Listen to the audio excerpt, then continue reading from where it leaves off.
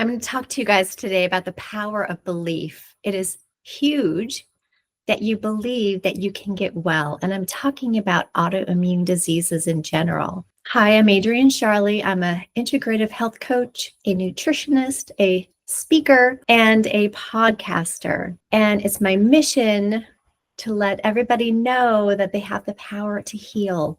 But belief is huge. You have to believe you can do it. Number one, there's no medication that will heal your disease. There hasn't been a magic pill for diabetes. There's no magic pill for heart disease. And there's no magic pill for any autoimmune disease either. You are the cure.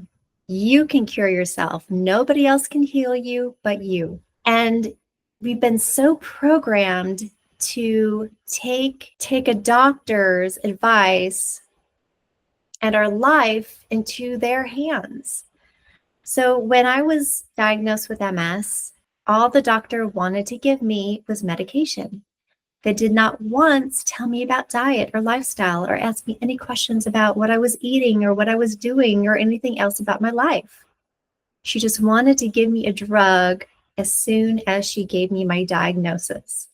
Now, she did hand me some pamphlets, and one was on diet, but it was very minimal. There wasn't really any information on it that led me to believe that diet and lifestyle could heal me, which I totally reversed all of my symptoms with diet and lifestyle. And I learned this later.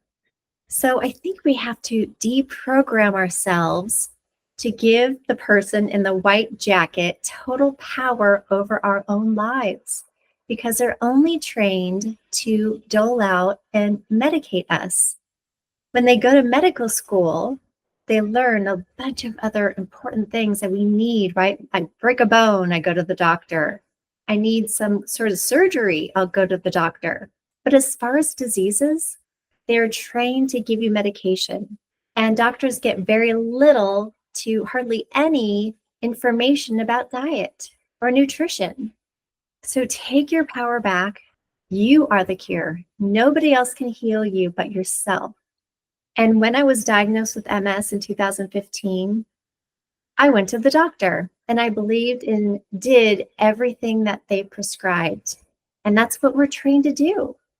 So after I woke up after my 45th birthday with a blind spot in my left eye, I went to the eye doctor, and then I went to my general physician, and then I was handed off to my neurologist. And then I was given an MRI and I had some blood work done. 3 days later, I went in and I got my results. And I have to tell you, I felt like cattle.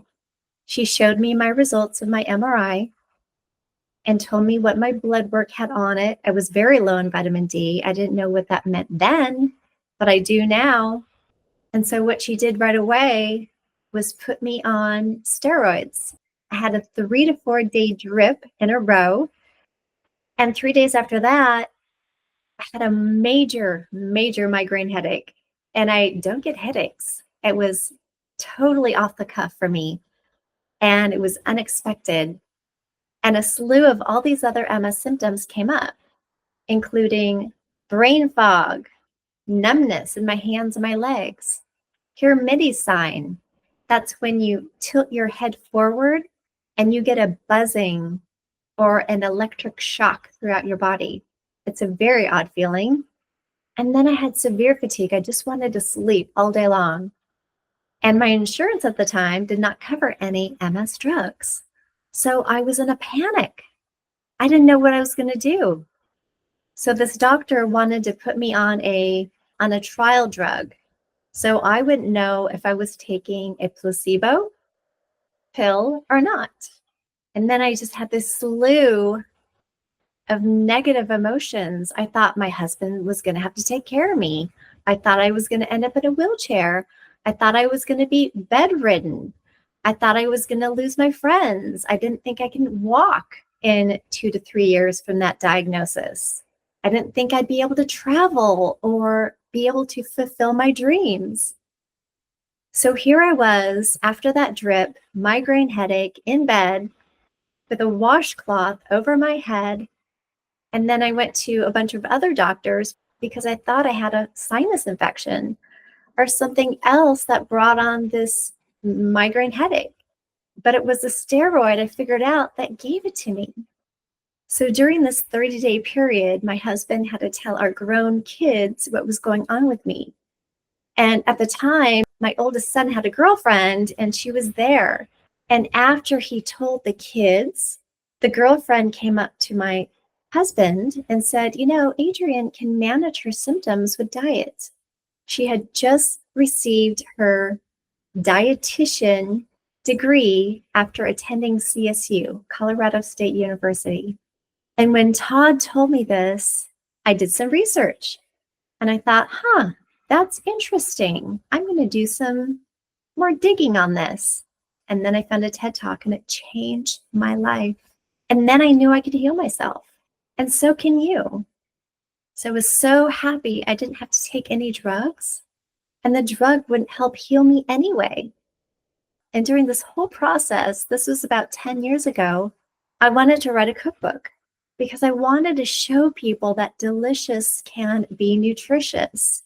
Because I had to change my whole dietary plan. I ate too many hamburgers, pizza, I ate too much pasta, I ate too much bread. We are a nation of the SAD diet, SAD diet. I had to stop eating fried foods and also processed foods. So now we're back to belief. The reason belief is so important is because if you don't believe you're going to get well, you won't.